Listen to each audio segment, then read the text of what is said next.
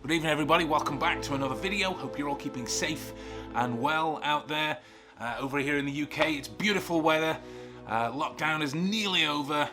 Come on British people, hang in there, don't ruin it now. We're back here today looking at another a body language breakdown video. So if this is your first time to the channel, let me introduce myself.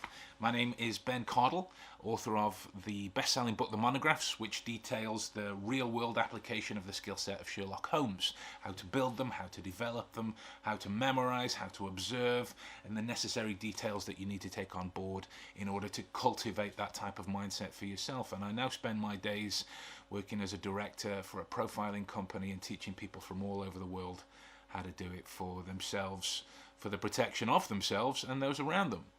So if that sounds like something that you're into, think about subscribing to the channel.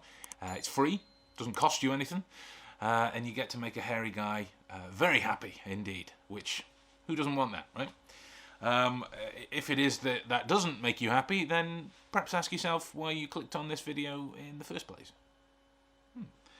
Today we are looking at the, well, it's sort of a best bits of the interview I found on Daily Motion. From Joanne Lees of Murder in the Outback, infamy, regarding the circumstances of Peter Falconio's demise.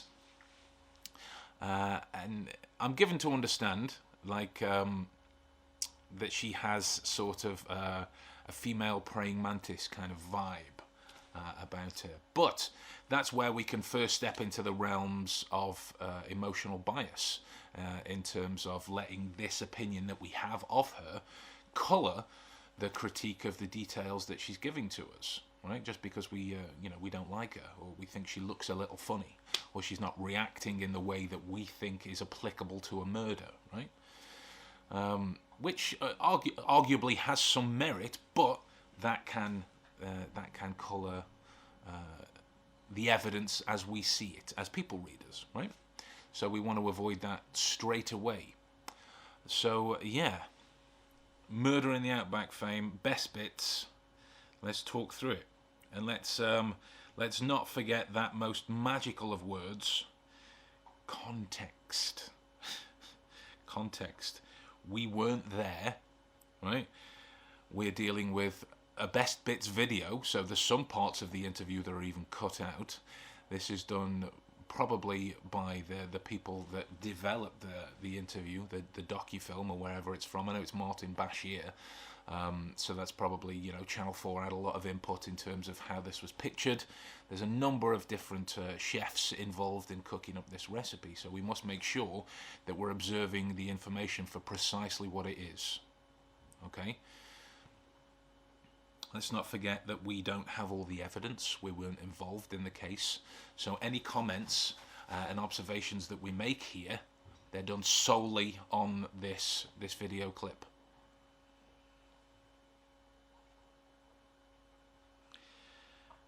And with that in mind, I need to forewarn those of you that keep complaining. Shut up and get on with it. No. Details need explaining. Details need going over.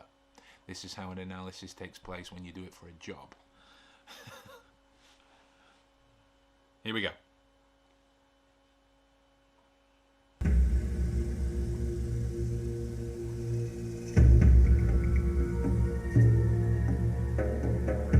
You've been travelling together now, at this point, for something like 8 months.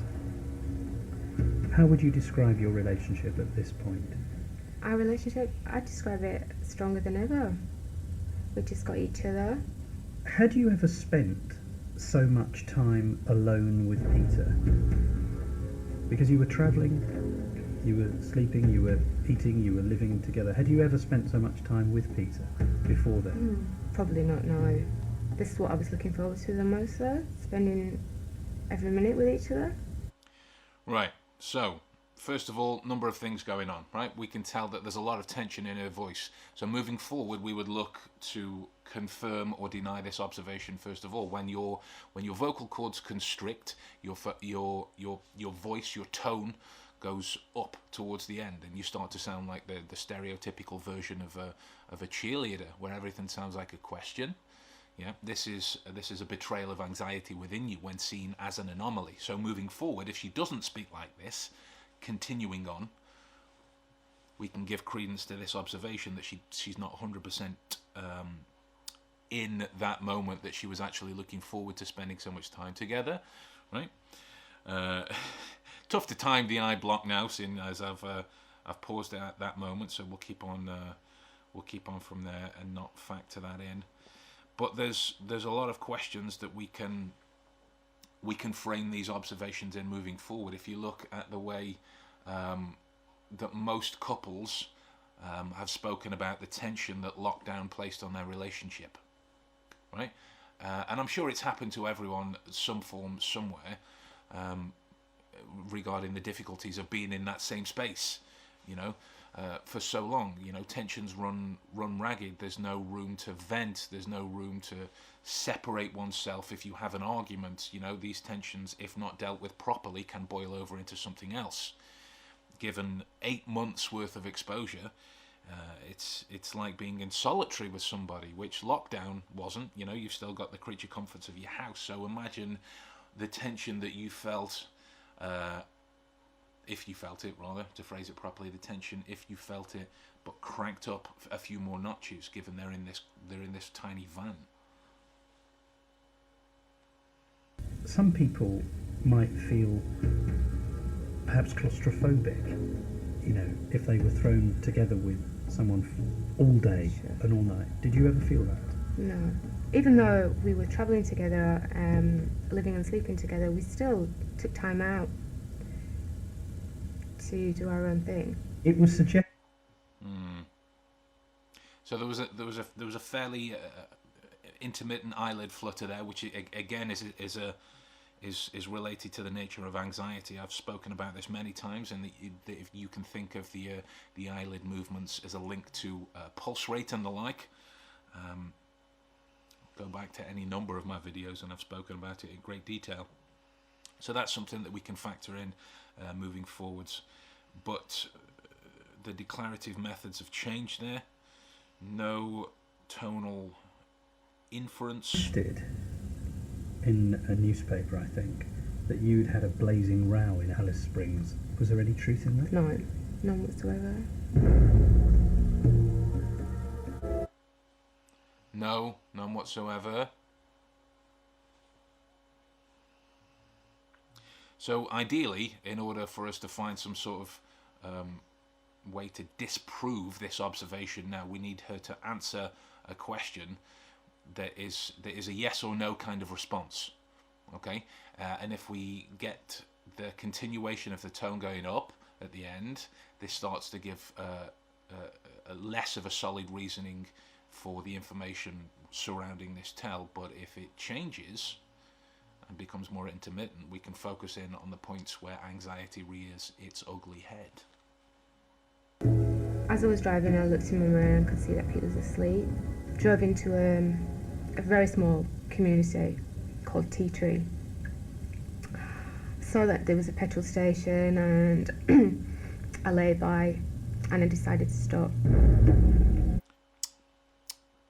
A lot of this is going on. Back of the throat's becoming dry, which indicates a changing breathing. Pete woke up. Linked to anxiety, and we rather. had coffee and we did watch the sunset. It was very spectacular.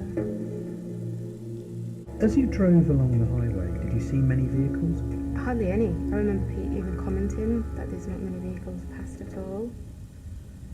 There was one incident that happened, don't know if it was ever reported, but just as we were leaving Tea Tree, there was a fire that led onto the road. Don't know if it was ever reported. That's significant. That's kind of one of those. It's in the realms of exclusions, but not true exclusion-based language patterns. It's to focus indirectly on something moving forward. It's where politicians go, you'll be able to find this out for yourself. and they're indicating, I've done a bucket load of research in this area. This has lots of relevance in terms of what I'm saying. So you can't overstate the fact when you want to encourage people to get there by themselves. Pete avoided it, swerved to avoid it, and drove past. He stopped 50 metres away and said, should we go back and put that fire out? I really think we should. And I just said no. I just got a really strange feeling about that. I just felt, I can't explain it, just had a bad feeling about that. What happens next? I'm not sure exactly of the time, but it was pitch black. Now let's be clear from this stage as well, right? That with all of the mentions of anxiety, it's not necessarily indicated towards deception. There, this, if memory serves, this was her first big TV interview following the whole murder debacle, court case, everything getting involved. So if you're not exactly used to or prepared for that, then there is going to be a huge degree of anxiety surrounding your appearance in that kind of light, knowing full well that you are going to be thrown into the spotlight as a potential subject as well, has the chance to crank up those levels too. Given that she's talking about the murder of her partner at the time, there's going to be at least from emotionally intelligent people, there would be a realms of sadness and tension there as well, to not look back on that which causes you pain or distress unless you've done the necessary grief counselling to go through it, which I would argue, given the timeline, she's not done at this stage. There was headlights behind us. Pete slowed down. He said to me, I wish this car would just overtake us. After a few minutes, the car drove alongside us. Both looked into the vehicle and we could see a man and his dog. The man was pointing at the back of our vehicle and motioning us to stop. What did he look like? Motioning us to stop is more of a confirmation glance than anything to confirm when stories are being believed. Again, not necessarily a line for deception, more aligned to check that you understand where we are in this narrative. Right? Now, there are those that go into the realms of eye-accessing cues, in terms of up and to the right is this, down and to the left is that. In my own research here and use of this, that type of stuff is bollocks, to use the guttural English way of describing it. 9 times out of 10 as well, if somebody conforms to it, you need to double check based upon particular questioning in terms of where they go to do this. So her loss of focus at times comes from recounting details. Now at this stage it's not clear whether these details are made up or not, but this is a story that's been developed, and in order for her to recount these details, she will lose focus and go off into the side. This is something that we all do, right? Which links back to why lie detection is such a difficult thing to do. It's not just a case of seeing an expression on somebody's face and boom, you know they're lying. It's not even anywhere close to that when you're actually doing it. So you need to keep this kind of two-way factor in mind. That yes, the story is being recalled. Yes, these details are coming from memory, but because this has happened in the past, of course it's going to come from memory. But there's no indications at the moment that some of these details are made up. Only when she feels more tension about them. There's slight intermittence in terms of the vocal tonality. Her blink rates are still indicating when this anxiety picks up, and her breathing is changing. Like, I haven't drank for some time and I'm talking a lot now, so my throat is going to dry out, which is why I'm continually giving it some of this.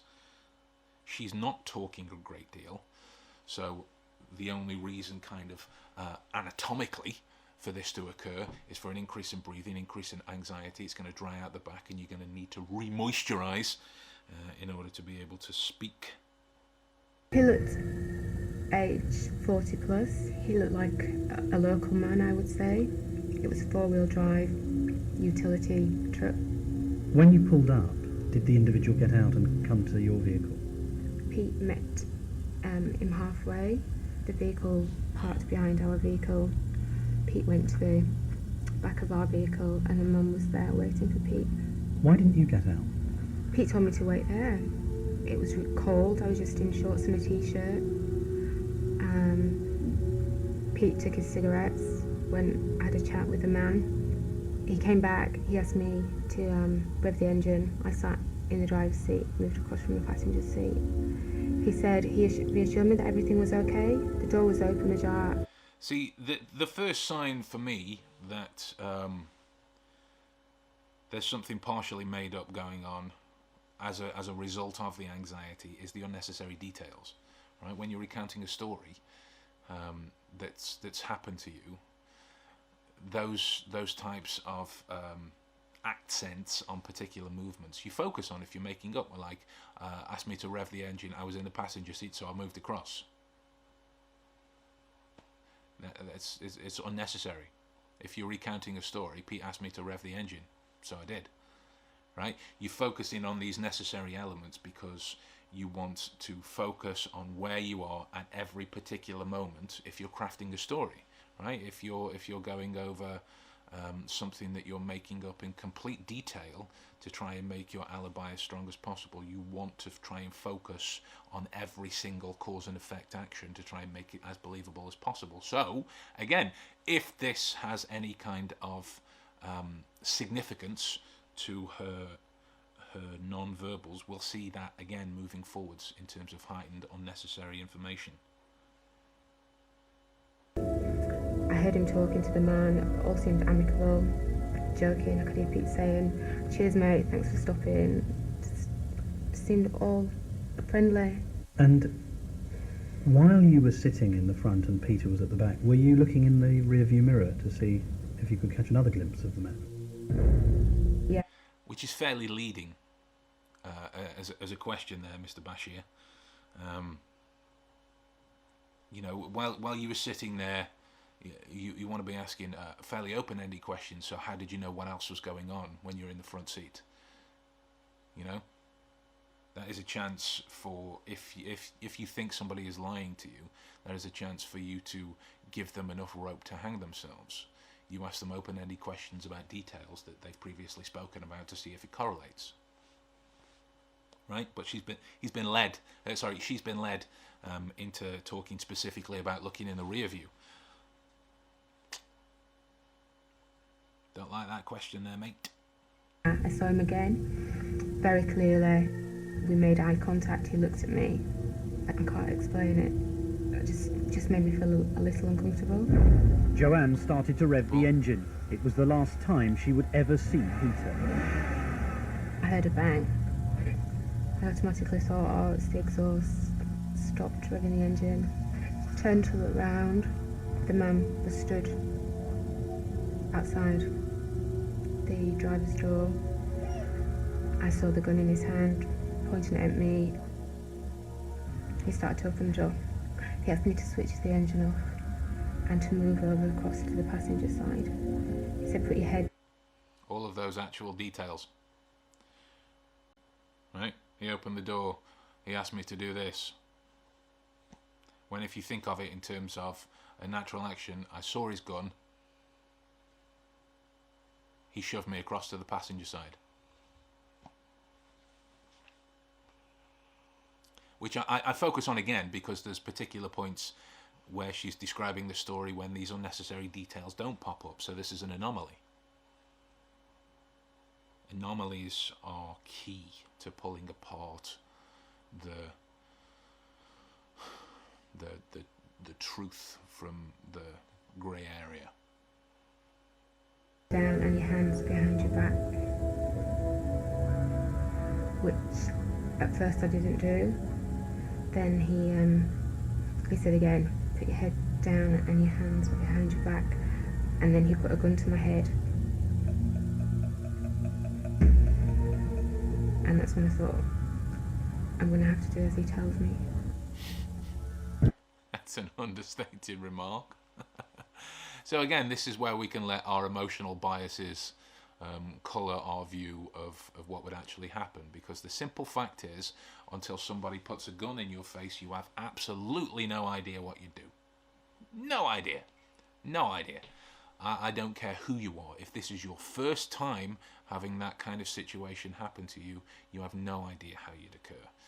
You might be completely calm on the surface, yet scared out of your mind. I was going to swear quite profusely then. Scared out of your mind underneath. You might have a complete adrenaline dump where the guy gets overwrought with anger because you're not complying, but your adrenaline's dumped. You're in fear response, right? You're in freeze mode, out of the freeze, fight, and flight options. There's an awful lot of normalcy to her response. It's very cavalier in terms of how she's talking about it. It's very low key. Now, I would need to see more background information to make this observation feel more solid. But when you are recounting a story that has a deeply coloured emotional palette, again, you would expect there to be ebbs and flows in terms of the detail. In terms of the tone and how you speak about it. Even if you've gotten past it, when you look back on something and talk about it monotonously, as she's doing, it goes past being scared into something that's not necessarily affecting you. So she could have an emotional disorder that prevents these kind of ebbs and flows to it. I don't know. That's not been publicised. But the retelling of this story is not making her feel a great deal. Like, even if you've told the same painful story 1,000 times in the high profile world, with emotional awareness being what it is, you would expect tension, anger. I can't believe I have to go through this again.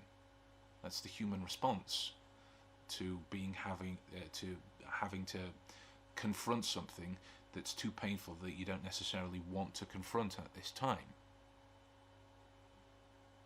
Because this isn't that long after the incident. I did have the time frame there. Let me pull it up.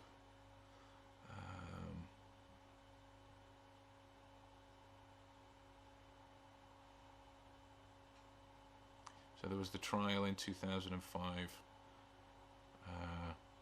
2001 was the year of the murder. So this is in between then. Doesn't give an actual date on the details that I found, but there's not a lot of time for you to deal, right? He tied my hands together. He tied them behind my back using 4 cable ties. 4 cable ties. So there's one around each wrist. That's the and unnecessary then part. 2 in the middle, joining them. So although they were tied together, there was a bit of space. Yeah. I was just screaming for Pete. I saw at any moment Pete is just going to come and save me. So you're Save shrinking. me. Pre-swallow, gulping, And what is he saying in answer to tension. He just Lips. pushes me out of the car then, onto the ground. Ground. At that point, I'm just so angry. He's trying to tie my legs together, and I just won't let him. I just kick and kick and kick, and he can't do that. I think because of that, he just got really mad and he hit me. Where did he hit you? Just the side of my face. What was your reaction to that? I was stunned, and I just kept thinking, oh my god, I'm gonna die. Where is Pete? Just Now that was weird. Again, highly emotional, highly tense, graphic depiction of a horrible sounding narrative, but told in that monotonous way. Right? Even if you've gone through grief counselling and trauma, when you describe something that happened directly to you, even if it was years ago in your past, there is intonation to it because it made you feel something. Even if you look back on a potentially horrific event with some sense of contentment, knowing the work that you've had to do in order to get to where you are now, that contentment will be shown in how you speak about it. That sense of monotony there is not good. And oh, I'm gonna die. Again, a dumb question. How do you react to being punched in the face? How do you think she reacted to being punched in the face? But you know, it could have a significant direction if Martin and his team are picking up on the fact that there's no emotional kind of peaks and troughs to her displays. So asking somebody how you felt when you were punched in the face on the surface is a ridiculous question. But if they have that kind of an awareness behind them, it becomes a very direct question, because you're looking to elicit that kind of response in your subject. How do you think it felt? You know, or it felt like this, blah, blah, blah, blah, blah. They'd use more descriptions. There's nothing there. She's very cold. Very null. Doesn't mean she killed him.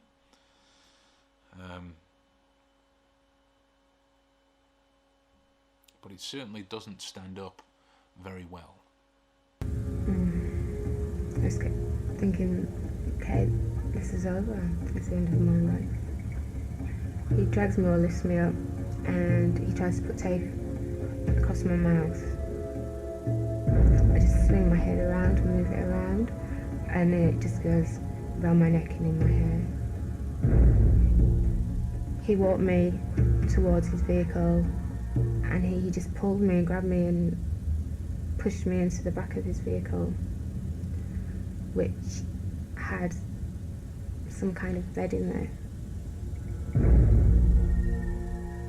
Once he put me in there, That's not an unnecessary detail, that's a chosen detail.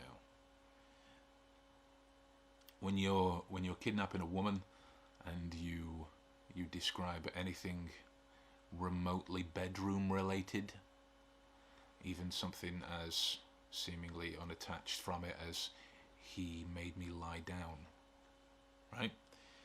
You are trying to paint a picture of exactly who this person is, which again, regardless of truth or lies at this stage, regardless of truth or lies, is designed to be it's designed to elicit, would be the better word. It's designed to elicit a significant emotional response in the people that you tell that story to. Went round the side of his vehicle, and well, I don't know what he was doing, but he was distracted from me. I kept shouting to him, "What have you done to Pete? Where is Pete? Is he hurt?" He told me to shut up or he'd kill me. Then Kill me, very calm. It crossed my mind about being raped, that he wanted to rape me, and I asked him, and that was the first sign of any kind of sadness again, there. he just told me to shut up.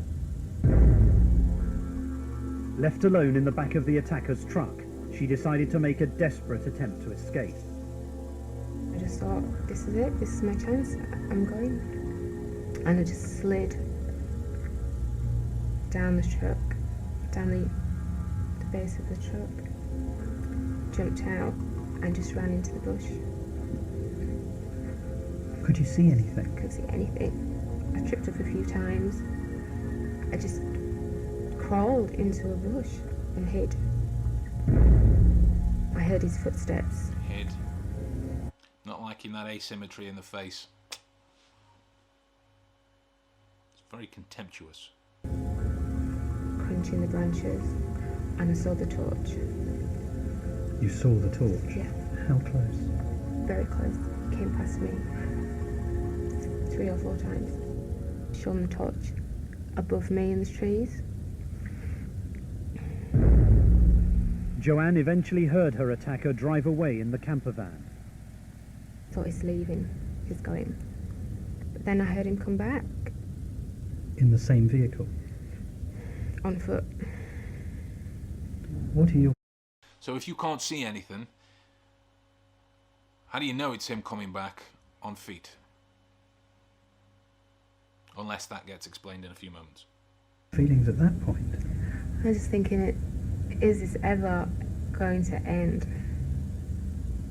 That's what I thought. Thought that he's going to be so mad when he finds me.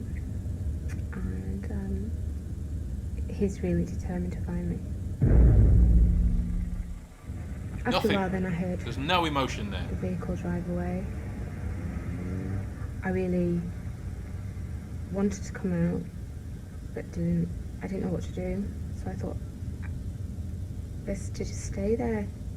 Hidden me really well, and I felt safe in my little hiding place.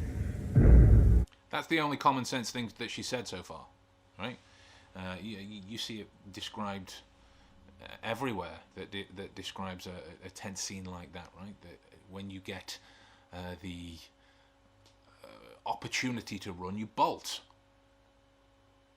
But if you've managed to foil him twice from finding you, you'd wait hours just to check. Even if he's come back very quickly and somehow you magically know that it's him, you'd wait that out to get a better sense. That's the only smart thing that she said so far. Joanne stayed hidden for hours until eventually she decided to try to stop a truck to get help for Peter. I just kept plucking up courage and said the next one that drives past, I'm going to stop. And Why are her hands in front of her now in the reconstruction? I let it come very near to me, then I got out of the grass.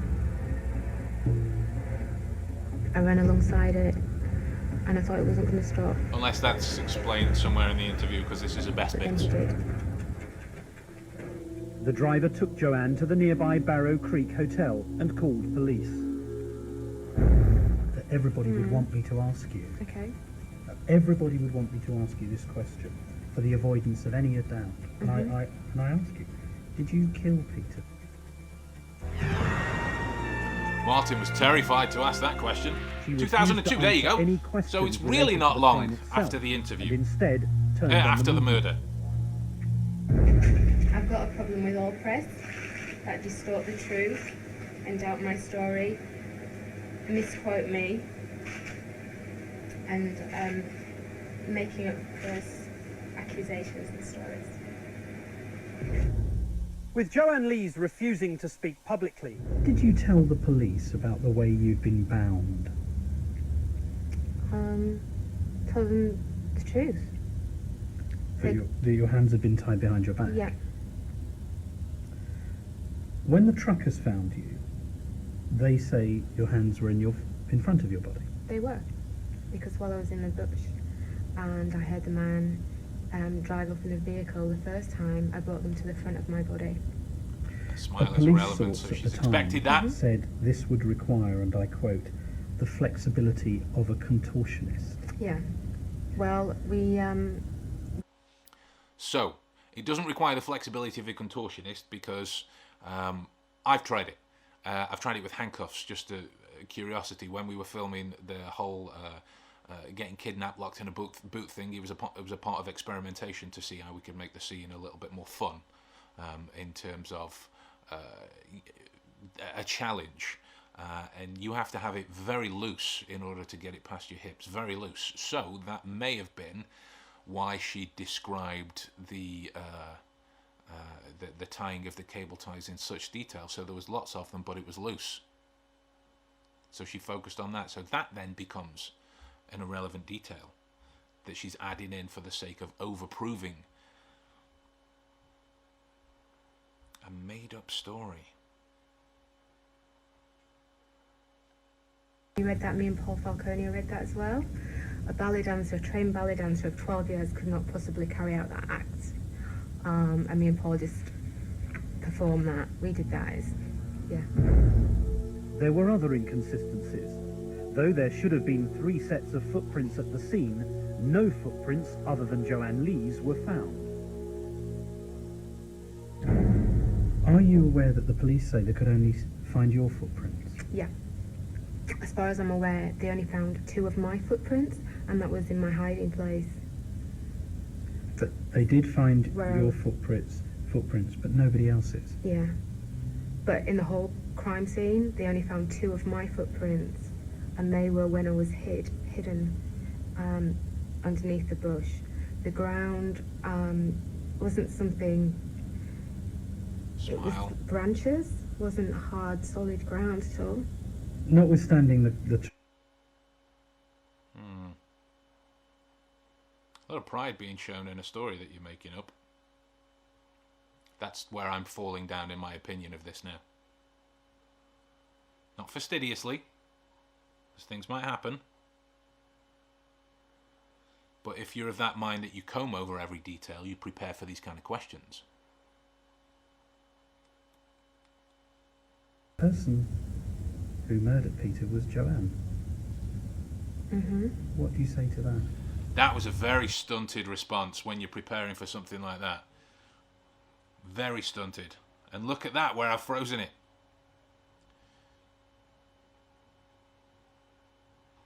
The kind of arrogance that you do see in psychopaths. There's Peter's blood on the ground. Watch your nose. So some Blink people rate, she say knows it's coming. the person who murdered Peter was Joanne. Mm-hmm. Slight What do you flex say at to that? Very tense. It's totally untrue. A question that everybody would want me to ask you. Okay. Everybody would want me to ask He's you. very this nervous question now, For Martin the is. avoidance of any doubt. She knows. And I ask you, did you kill Peter? Blinking. Okay. No. Have you any idea who did? No. The police have all... Yeah.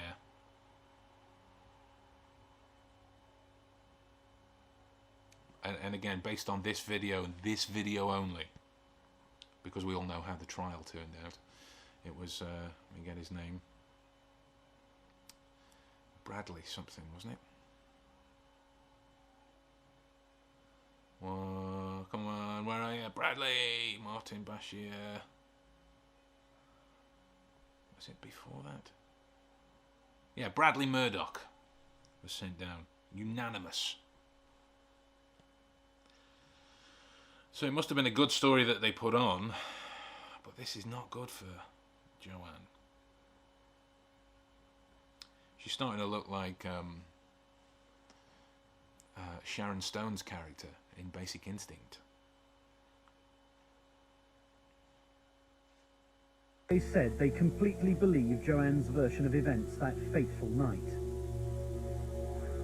I just keep thinking, if Pete was here, or if he was found tomorrow alive, he'd be just so mad at the treatment that I've had. Why would he be so mad? Because he knows the truth and I know the truth, and I guess it is hard for people to believe. But that's what happened. Pulling the emotional testimony of a dead person to try and prove your case is nothing more than flagrant emotional manipulation. That's all it is. Can you tell me what Peter was like as a person? It's really difficult to talk about Pete. There you go. Before I start crying, he's the nicest person I've ever met.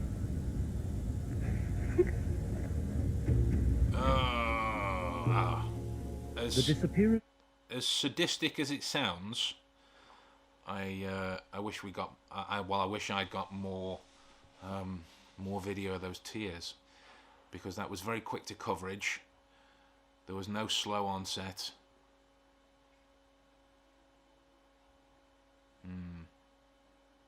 Yeah, there was no suffusing of the lacriments within the eyes. It was just boom, straight to cover. Yeah, no. Well, I think it's clear where my opinions lie. But what do you think? You know, what do you think? If you've looked into this through the many different stuff that she's done since then, you know, there was the 2011 interview that she did on Australia's Women's Day. Then she also did one in 2017 on Nine Network, presented a 60-minute extended interview with her. There's the sculpture going up at the spot where Falconio was murdered. The telefilm that was done in 2007.